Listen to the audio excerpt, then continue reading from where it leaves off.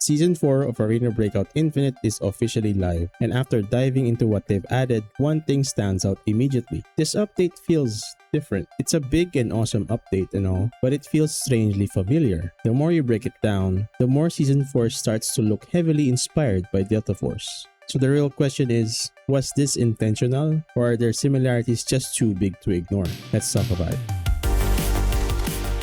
Whenever I do my recordings, I tend to team up with GigaChads in NA or EU servers and tank over 200 ping just to be able to play. But recently I found GearUp, a free and safe to use app that reduces my ping by around 20 to 40 ms locally, and for cross-region play, I've seen it cut ping around 30 to 50 ms. Added with their anti-packet loss feature, my gameplay felt more smooth and consistent. Do not worry though, this app is completely legal and a lot of well-known creators and gaming brands already use GearUp. It also has a collaboration with Arena Breakout Infinite and is one of the highest rated tools on Trustpilot. To use it, just simply open the app, select Arena Breakout Infinite, click boost, and you're good to go. If you're on weaker hardware or sometimes deal with unstable internet, this can really help smooth things out. They're offering free trials for more advanced features, but you can test it out before making any purchase. You'll find the link in the description down below if you want to check it out. First off, the new airport map, Goyapos Airport, that's how it's read. The layout instantly reminded me of Delta Force's Space City map. Same design, same structuring, same funnel style engagement paths, and there's also this new in-game item called the Encrypted File, which is basically a direct copy of the manual brick from Delta Force. Inspiration is one thing, but this feels way on the nose. You would begin to wonder if they were actually innovative in making this map,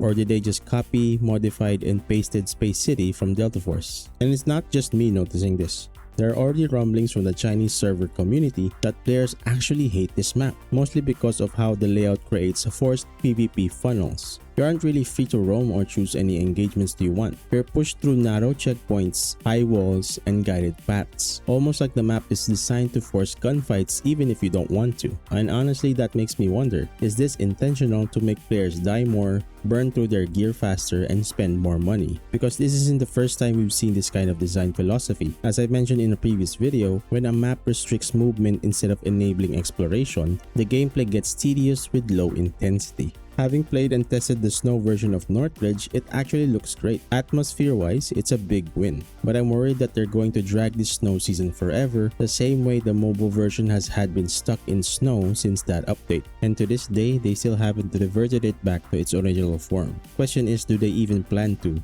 Or is this going to be another permanent seasonal change that overstays its welcome? Next up, they're giving away a lot, and I mean a lot, of free skins for weapons and operator cosmetics. And on paper, that sounds awesome. That's more for us. But to me, it feels like a desperate attempt to keep players happy with cosmetics instead of fixing the things that actually matter. Things like weapon balances, matchmaking loadout restrictions, and core gameplay help. It's like they're trying to decorate the house instead of fixing the cracks in the foundation. So yet again, More Fun Studios continues to leave everybody scratching their heads. Some of the limited time events actually look interesting, which funny enough, Baked Jake already did something similar on his stream a while back. And that makes me think, is this hinting at custom lobbies in the future? Because if so, that could be huge for the community. As I recall my previous days with Lost Light, custom lobbies really made the streams fun and also helped in community building. But my concern is the same as before. Previous events lacked players for matchmaking, and I just hope these modes are actually active and playable,